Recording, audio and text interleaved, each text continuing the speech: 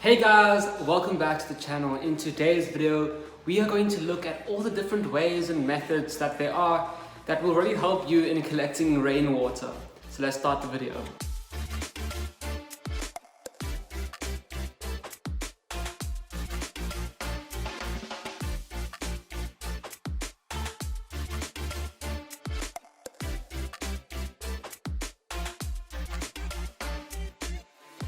Okay guys, so you just got your first carnivorous plants and you found out that they need rainwater, or you've learned, or someone told you, or you learned the really hard way in that your plant died because it needs rainwater.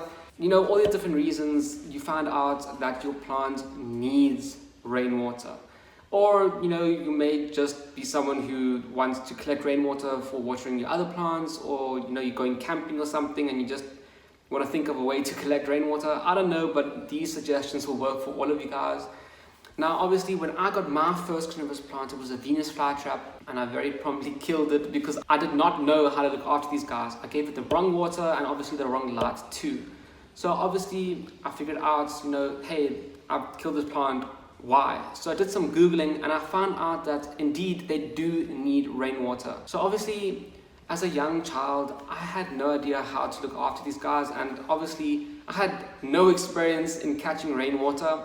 So let's start looking at what I used to do and things that I've learned, you know, obviously throughout the years of growing these plants in different ways that I now use to collect rainwater for all of our plants that we have outside. So today is an extremely windy day. There is a big ass cold front coming over Australia. So yeah, if you guys hear banging or random noises of wind and stuff, it is because it is windy. You guys, stop tilting your head. Yeah, so if you hear any weird noises, that is the reason why. And of course, it rained yesterday, and I have a rain collection system outside that I will talk about more in this video. But of course, let's just start talking about the different methods. So the first thing that you could do is that you could get a bucket and literally just put it outside, put it on the grass, just leave it there, and then let whatever rainwater falls into that surface area that the bucket takes, collect that. That is obviously the first method you could do, step number one, and is what I used to do when I was a child as well. But obviously, when I was younger, you know, even now, you don't collect a lot of rainwater in that, and I was very, very disappointed because obviously I wanted more water than that. It was not enough water to look after the plants because I was buying distilled water and it was getting quite expensive, and obviously collecting so little rainwater using this bucket outside method really annoyed me, as you know, even as a little kid. So I then decided that, hey, this method is not very big brain. I'm gonna figure out something else to do, a better way to collect the rainwater. So this is something you guys can also do. Simply just whenever it rains, watch where the water goes from your roof. Generally, it would go into a gutter, and you can follow these gutters, which, you know, lead into a bigger gutter, and then follow the downspout. Then what you can do is that you can put your bucket underneath these downspouts, and obviously collect all of the water from that, because the roof obviously has a much bigger surface area than just the bucket itself. So of course you can do that. Now, there are two things that you need to, you know, kind of take into account if you are going to use this method. Firstly, if your gutters are the ones that goes like right down onto the floor, you will obviously struggle to get the water because the bucket is higher up from the ground than where the gutters go. So what you could do is that you could just put like, you know, a very flat bucket underneath and kind of scoop the water into a bigger bucket. Or if you own the house, you could cut the gutter and put a bucket underneath, but obviously just be careful, make sure you know what you're doing, and, you know, have a strategy in place. But some houses, they have gutters right at the top, and you just put the bucket underneath the downspout and, you know, collect water like that. Now, secondly, you need to make sure that your roofs do not have any chemicals in them. For example, if you're living in the United Kingdom, you may have mosticides on your roof, and the reason why you have these products is simply to kill all the mosses, because it's always raining there, it's always humid, it's always very wet in the air. So mosses and fungus and plants and stuff very easily grows on your roofs. So many times people actually apply these chemicals to kill them off. And obviously if you're collecting that water and you give that to your plants will die too. So just be very, very careful. Really, you can tell if your house does or doesn't have it, you know, by looking and seeing, does my roof have moss or not? But if you own the house, you should know too. If you're not very certain, if you have a roof that is, you know, like these roofs in the background, if they're just metal or zinc, or even just terracotta or one of those tiles, Like my roof here, it is metal. If you have one of those type of roofs, the probability of having chemicals on them is actually pretty low, because moss won't really grow on those types of roofs anyway. So yeah, just be careful if you are going to be collecting water from the roof directly. Now let's look at some other methods that I have thought of throughout all my experiences and time growing these guys. Now the next thing is this. You may have a roof with a gutter and everything, but you can't actually get to the gutter simply because the gutters go right underground or something. Maybe you don't own the house. Maybe you're living in a complex or an apartment block or something like that.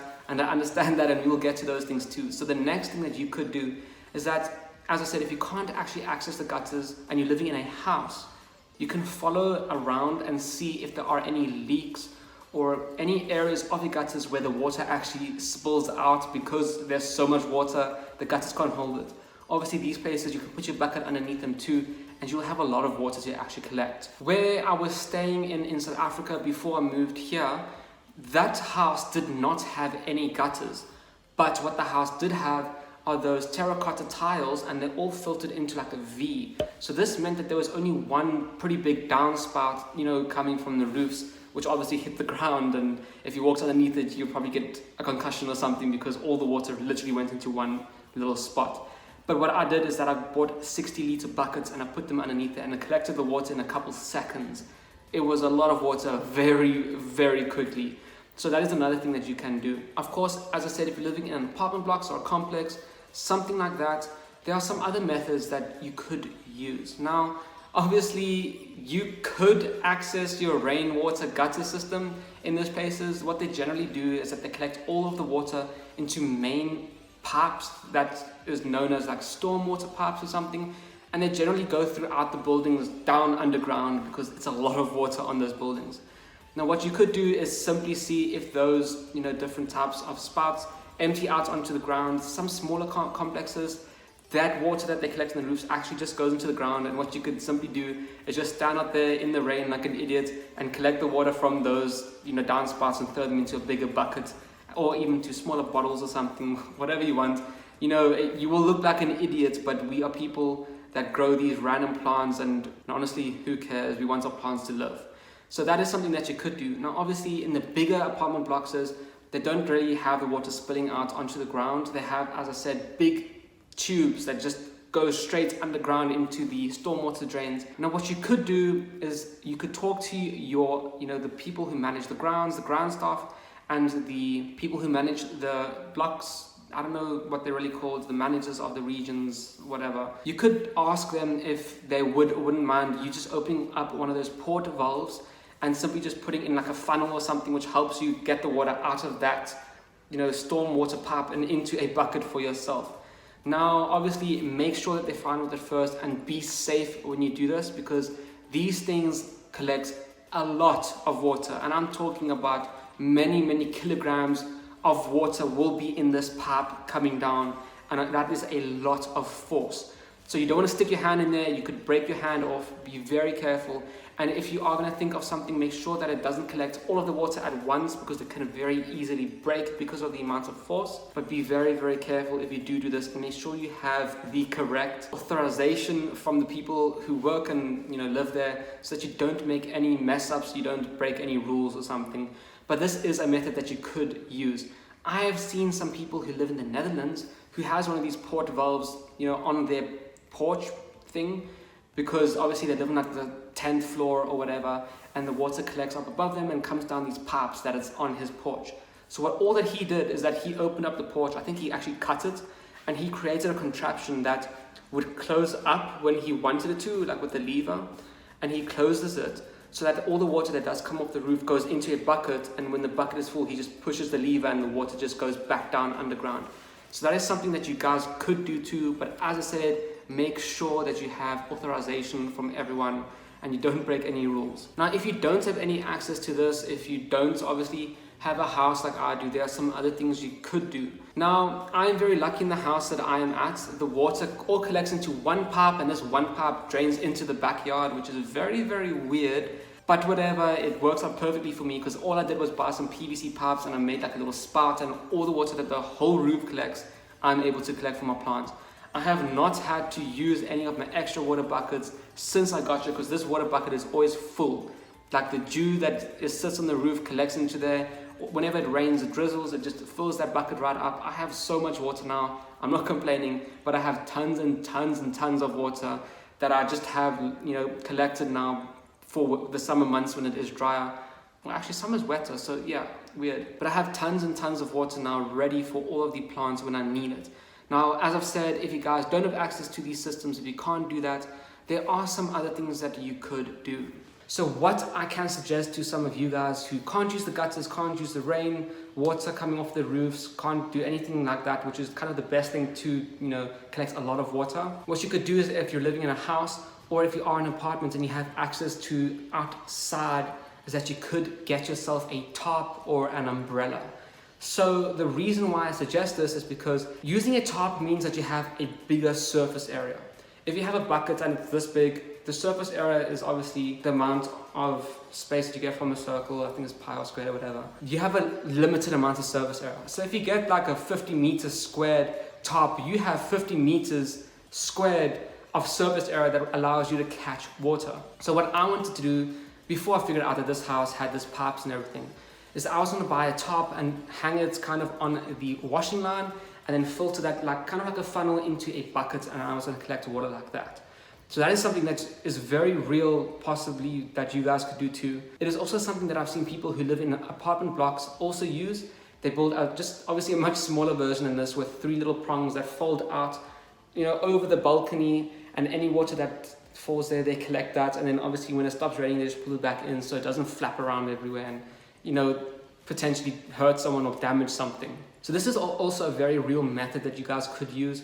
Another thing that you could do is you could get upside down umbrellas and hang them outside, and it collects rainwater like that, and you put a bucket underneath it, that it kind of acts like a big funnel. There are so many different ways that you could really collect rainwater. You just have to really think and be creative with it. Of course, collecting the rainwater from the roofs will be the best and the easiest thing to do, but if you have pesticides in them, or fungicides or mosticides, be very, very careful. Don't do it, because it will damage your plants. If you guys have a shed or if you have a greenhouse, of course you guys can harvest that water too, because you just need to put a gutter, on the roofs, and then all the water that hits the roofs, you'll be able to collect. And that is something that many people do. As I said, it's very windy today. The neighbor's fence is flopping like this. So yeah, let me know what kind of creative ways you guys have for collecting the rainwater. Of course, if you cannot get rainwater at all for whatever reason, you guys can also use distilled water or reverse osmosis water. It's really easy to actually get reverse osmosis water. You can buy one of those reverse osmosis kits, or you could use something called a zero water pitcher. These guys are very, very, new, I think, to the carnivorous plant community. What they do is that they filter out the water, just like the reverse osmosis kit. Obviously, the RO kit makes much more water, but the water pitcher does the same thing. You put the water at the top and it slowly drips through, and it comes out at 0 ppm, which means that it is perfectly clean for your plants, and you guys can use these too. And I have links for both of these systems in the description below in case you want a reverse osmosis kit, or if you want one of these pitchers, which works perfectly fine for your plants if you can't get the rainwater, which is obviously cheaper and easier to do. So that is it for the video on collecting rainwater and different ways that you could really water your plants. If you guys have any other suggestions for videos, let me know in the description below. And if you enjoyed this video, find it helpful, please remember to leave a like. And don't forget to tell me what other ideas you guys have for collecting rainwater for your plants. Yeah, let me know. I'd be super interested to see what you guys do. Now, seeing as there is a huge cold front coming through and it's going to be very, very cold and of course very windy, tonight the temperatures are going to be -1 degrees Celsius, which is below freezing for you guys in America, less than 32 degrees Fahrenheit. So what I am going to do is I'm going to move my plants now under the porch. I'm probably just going to bring them inside for the night, because almost all the plants that we have right now are seedlings, and I am pretty sure if I left them outside in the -1 degree Celsius weather that they would be perfectly fine, but I don't want to risk it. I have not experienced this cold of a weather before in growing my plants. I mean, there has been some times where it's gone below 0 degrees Celsius when I've grown adult plants, and they're perfectly fine. But because they're all seedlings, I just want to bring them inside because I don't want to lose any of them. I want to be extra cautious. But this doesn't mean that you guys should do the same thing too. Obviously, if you want to, you can, but I'm pretty sure your plants will be perfectly fine. So what I'm going to do now is I'm going to bring the plants inside and I will record that for you guys on a nice time lapse. And anyway, this means that we'll be able to do a cool experiment on our Venus flytraps to see and show you guys that they'll be perfectly fine with getting -1 degree Celsius at night during their winter dormancies, which it is currently right now is their winter dormancy time. So let's go do that.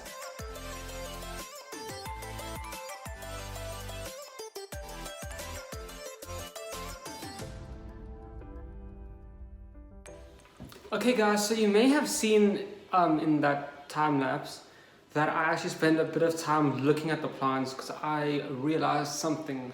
The aliens contacted me and they gave me some vital information, or rather I actually contacted the aliens, so just don't tell Illuminati that. I figured out that, well, I knew, but I realized that quite a few of our plants do need the freezing temperatures to germinate, and this is mainly the tuberous drosera.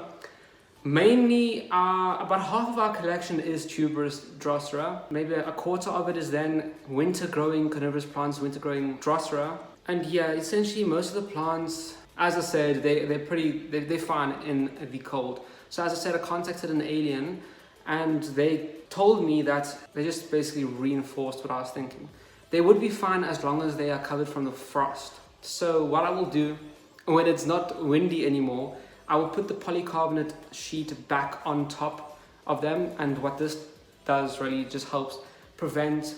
Okay, so the way that the frost is formed is that when the dew goes onto, the grass and whatever at night, they do this because it gets colder and then the water that's in the air condensates on top of objects. So that's how the dew is formed.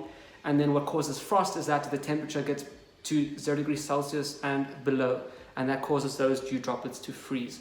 And this can damage your plants because when most people know this, when water becomes ice, it expands and it creates these crystalline structures, and those can pierce your plants, and that is what causes the destruction in the plants, and also the water in the plants themselves freezes too. So we want to keep the dew off of them, and obviously having this panel on top will prevent dew from falling on top of them, if it slowly kind of like drizzles down.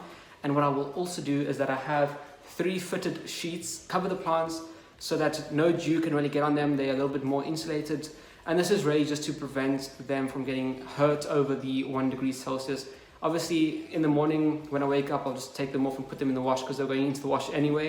So that's what I will do. Yeah, because as I said, they don't really need to be moved, and there's so many issues with actually moving them. Firstly, they need the cold and it helps them with germinating, so don't try to take them out. Secondly, all of our trays, they are leveled. As you guys know, I leveled them with grass clippings. So if I pick them up, they're not going to be level anymore. And then thirdly, it's very difficult to actually pick up the whole tray because they're very heavy. I could very easily and very possibly drop some of the plants. They could get all messed up and whatever. So yeah guys, that's essentially it. Make sure that you subscribe to the channel if you want to see more of this weird content that we do, joining us and growing all of our plants together. Tomorrow we will be fertilizing our Drosera regia. I actually haven't fertilized it in a bit and it's looking really, really good. So we'll be fertilizing him. We will also be looking at our Venus flytraps because, as I said, I want to do an experiment to see how they manage over the frost, to just really show people that they can take the frost perfectly just fine. And yeah, that will be part of tomorrow's video, and we'll do a couple of extra things tomorrow. I don't want to spoil it all for you guys. So I'll see you guys then.